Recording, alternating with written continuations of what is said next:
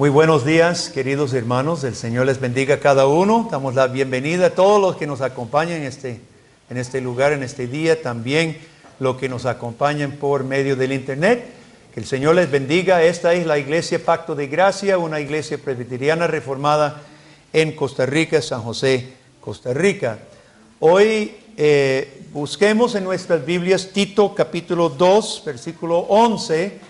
Terminamos una miniserie de 3 partes de estos pasajes, estos versículos claves para la vida cristiana. Y vamos a leer una vez más los 5 versículos y explicar los últimos, del último versículo, penúltimo versículo 14. Dice Pablo a Tito: porque la gracia de Dios se ha manifestado para salvación a todos los hombres, enseñándonos que, renunciando a la impiedad y a los deseos mundanos, vivamos en este siglo sobria, justa y piadosamente, aguardando la esperanza bienaventurada y la manifestación gloriosa de nuestro gran Dios y Salvador, Jesucristo. Y este va a ser el texto lema para hoy: quien se dio a sí mismo por nosotros, para redimirnos de toda iniquidad y purificar para sí un pueblo propio, celoso de buenas obras. Esto habla y exhorta y reprende con toda autoridad. Nadie te menosprecie.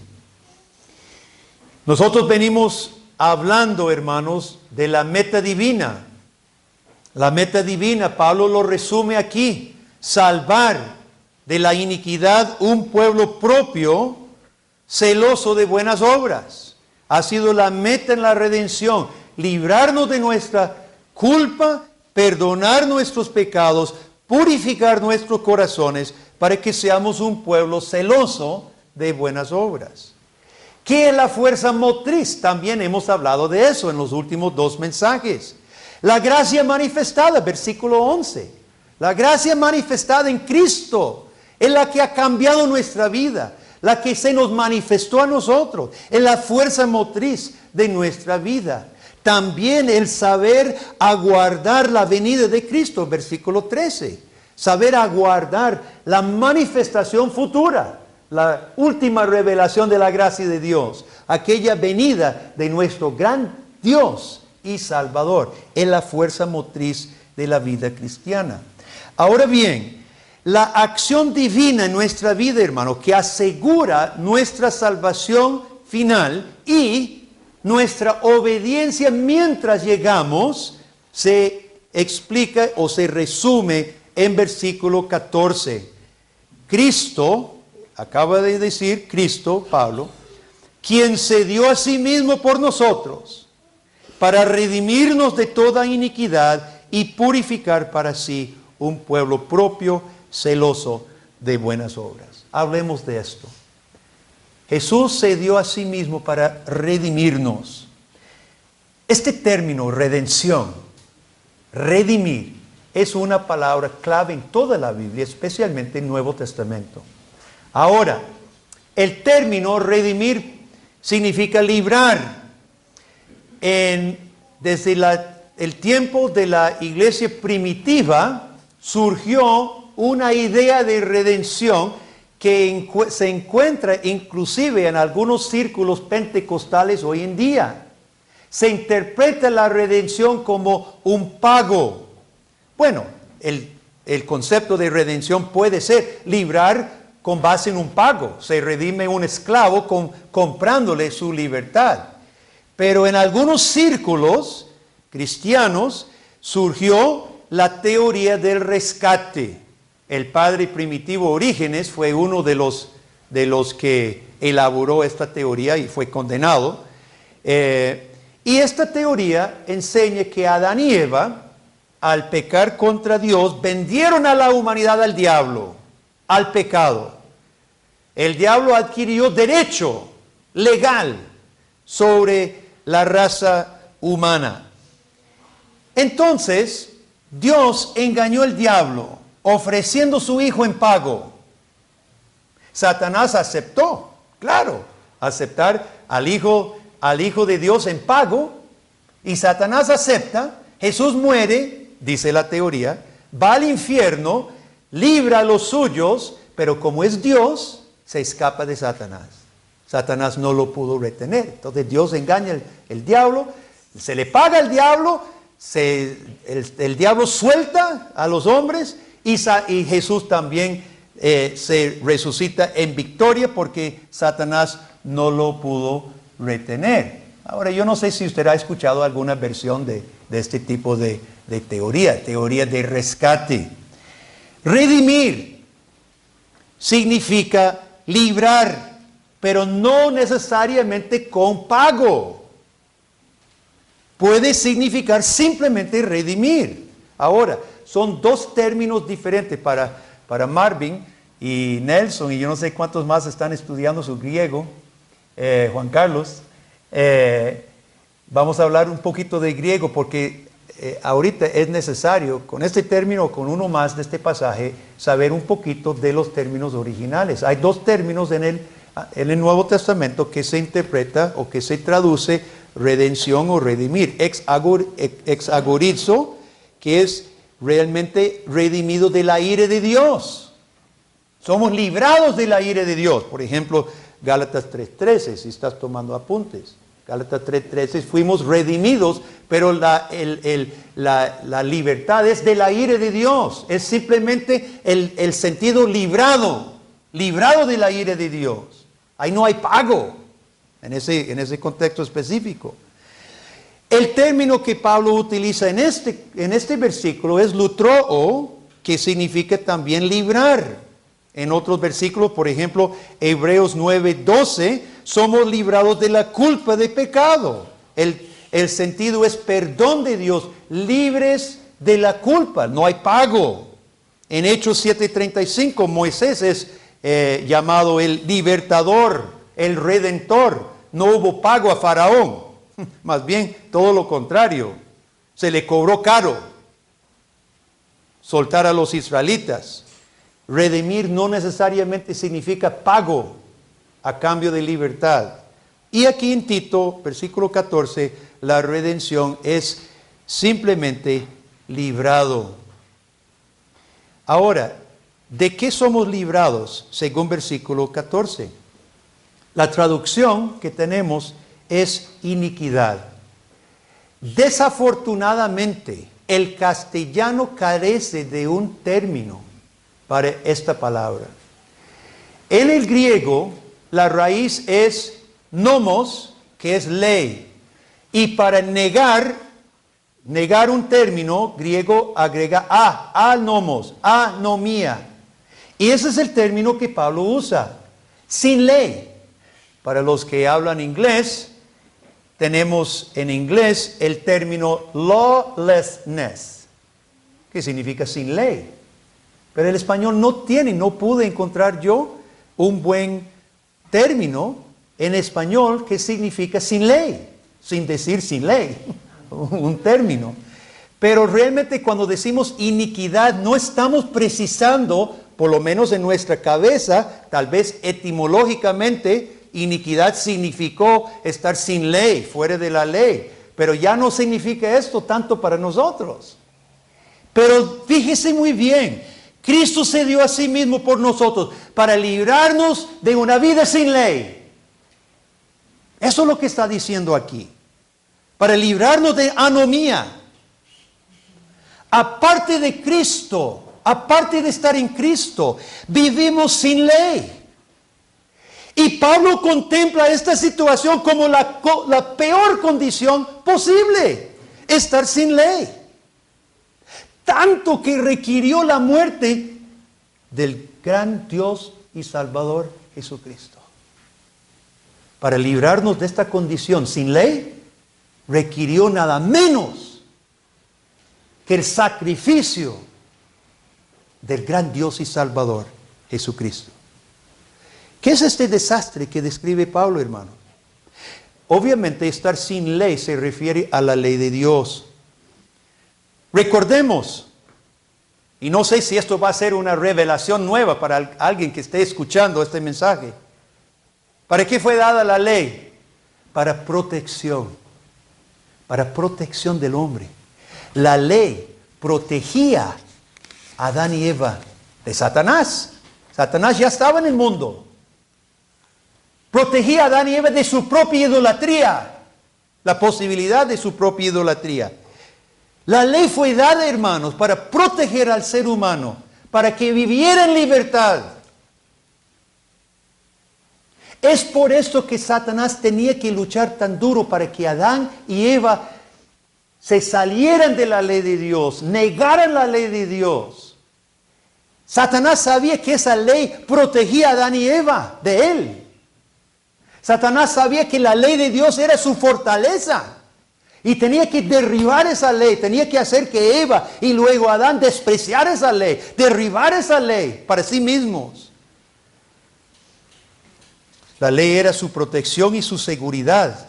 Estar sin la ley de Dios no quiere decir que usted esté libre, y este es el gran engaño del diablo. Dice el impío, tal vez nosotros mismos lo decíamos, los cristianos, qué aburrido, tiene que ir a la iglesia en culto, tiene que llevar su diezmo, tiene que ayudar a su prójimo, tiene que hacer este montón de cosas. Yo soy libre. No sé si algunos de nosotros vivíamos así antes, pensando que somos libres, que los cristianos pobrecitos, que ellos tienen que seguir un montón de cosas. Pablo dice que si Cristo no lo ha librado a usted, usted no está libre para nada. Usted es esclavo del diablo, porque hace lo que el diablo quiere siempre. Vamos a dar un ejemplo. Usted no va a la iglesia porque usted se cree libre. Usted no siente ningún deber. Usted no colabora con el pueblo de Dios, no ofrenda, no siente ninguna obligación. Ya, usted se cree libre. ¿Pero es realmente libre? ¿A quién está sirviendo con esa actitud?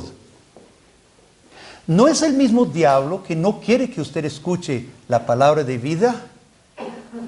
¿No es el mismo diablo que no quiere que usted apoye el reino de Dios para que crezca en la tierra? ¿No es el mismo diablo que cree que usted no crea nunca en Jesucristo, sino que toda su vida usted sigue engañado para ir a la eternidad con Él en el infierno? No estamos libres. No estamos libres, hermano. Estamos haciendo exactamente lo que el maligno quiere. Necesitamos hablar más al fondo de este término anomía, sin ley. Los reformados tendemos a hablar mucho de la justificación por la fe, la justificación gratuita, la justicia imputada de Cristo por pura gracia, sin esfuerzo nuestro, sin ninguna obra nuestra. Hablamos de la justificación porque muchos sectores de la iglesia la menosprecian, la distorsionan, ni siquiera la conocen. Por eso los reformados amamos ese fundamento de la salvación, que es la justificación gratuita, sin obras.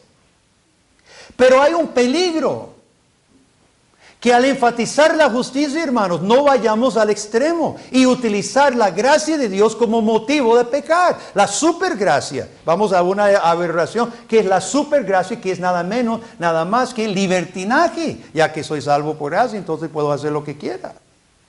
Eso es el otro extremo.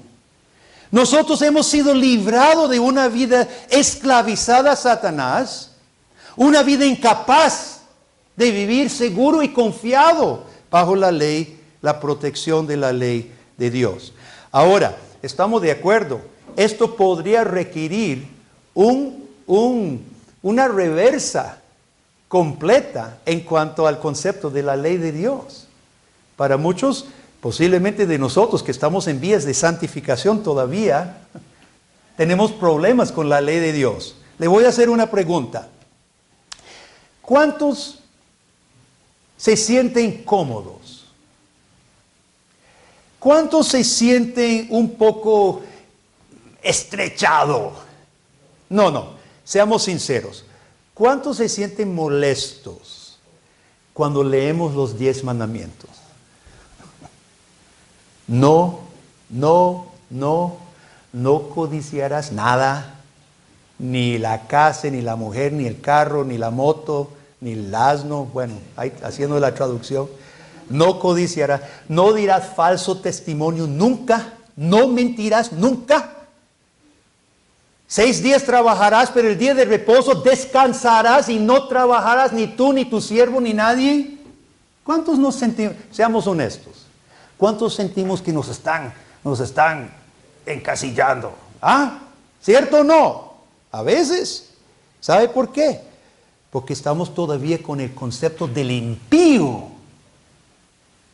acerca de la ley de Dios.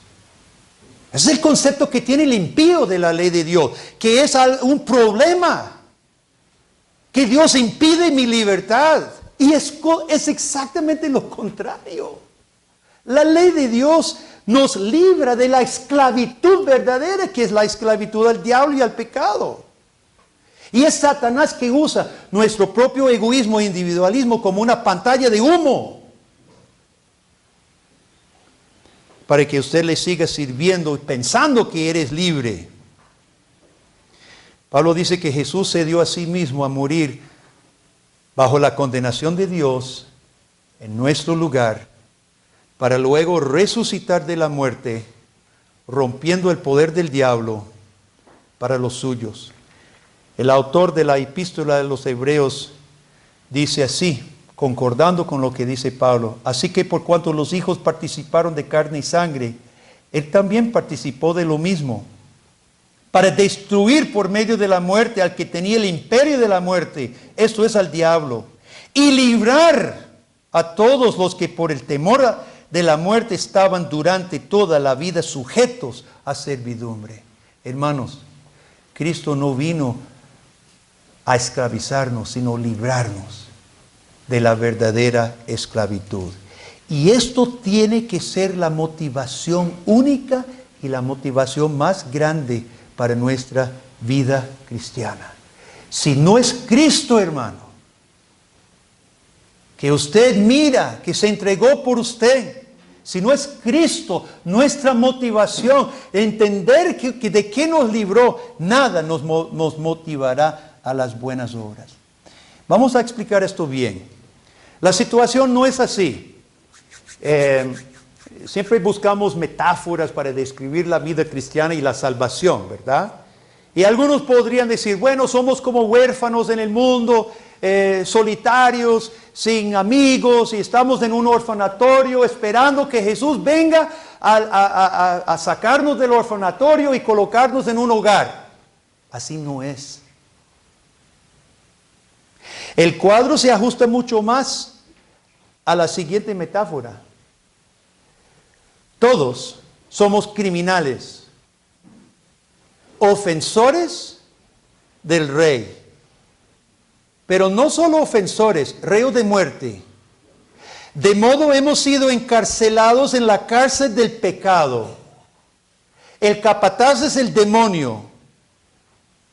Nos obliga a realizar trabajos horribles que dañan mente y cuerpo, esperando nuestro día de ejecución. Pablo dice en Tito 3:3, porque nosotros también éramos en otro tiempo insensatos, rebeldes, extraviados, esclavos de concupiscencias y deleites diversos, viviendo en malicia e envidia, aborrecibles y aborreciéndonos unos a otros. Esa es la cárcel en que estamos, hermano, aparte de Jesucristo. Aborrecibles y aborreciéndonos unos a otros.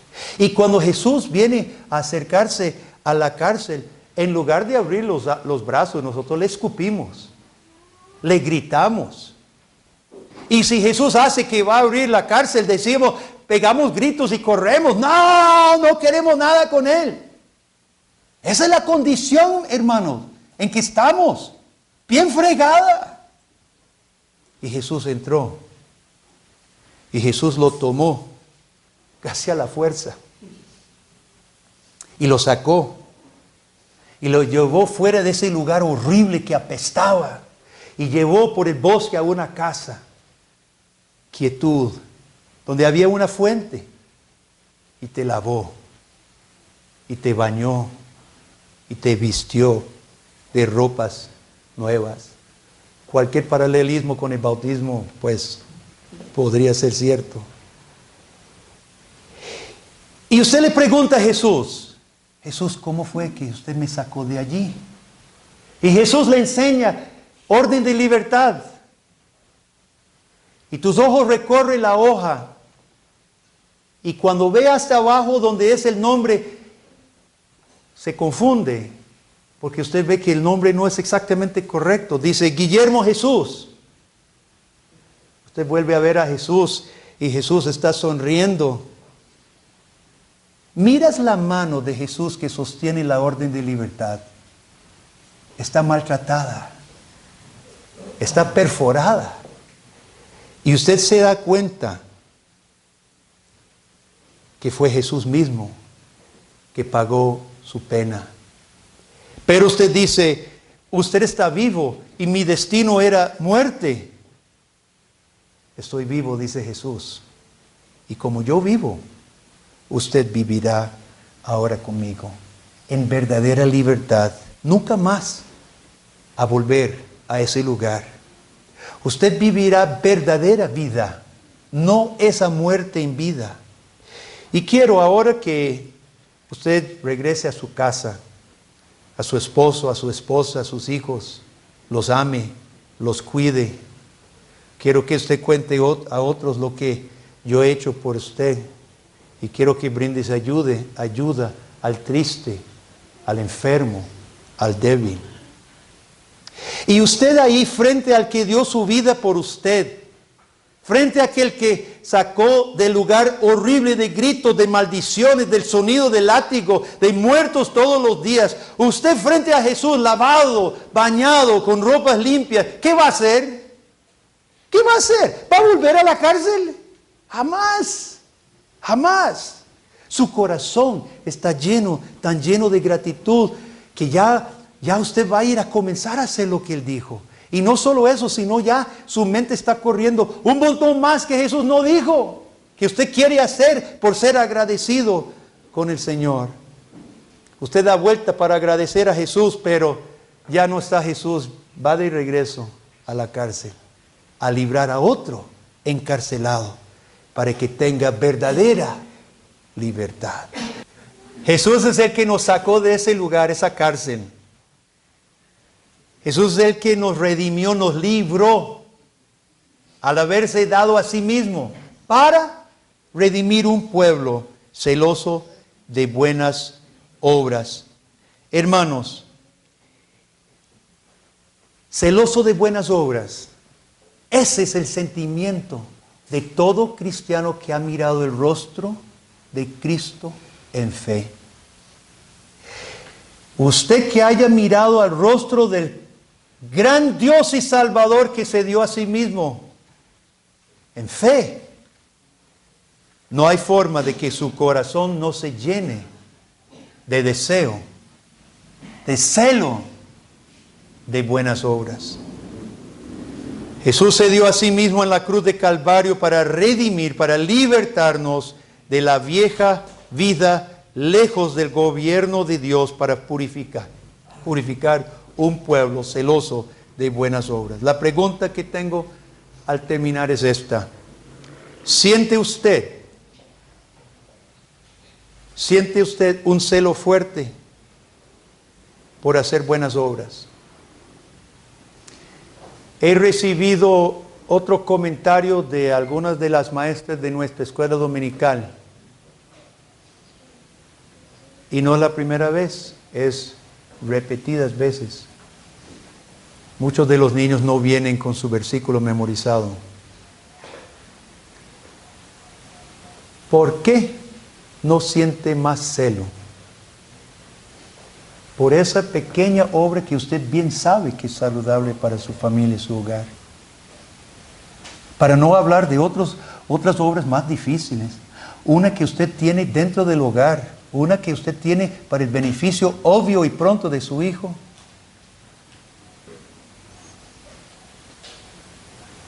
¿Siente usted celo por las buenas obras o no?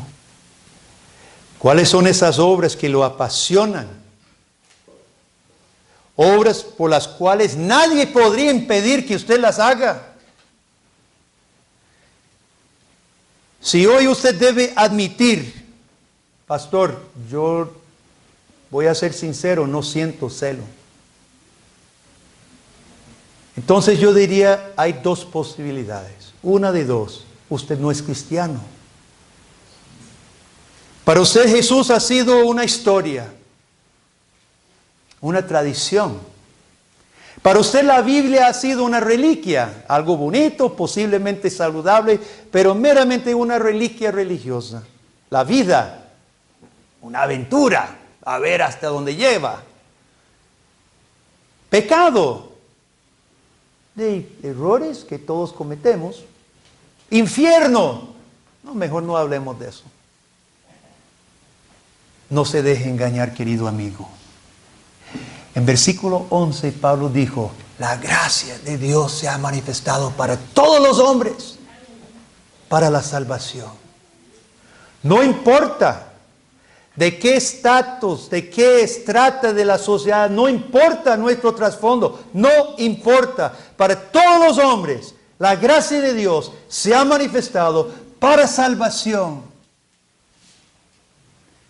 Y la invitación de Dios mismo hoy es, venga a los brazos abiertos de Cristo Jesús, con corazón contrito y humillado, que no despreciará a Dios, y recibirá el perdón de Dios y recibirá un nuevo corazón.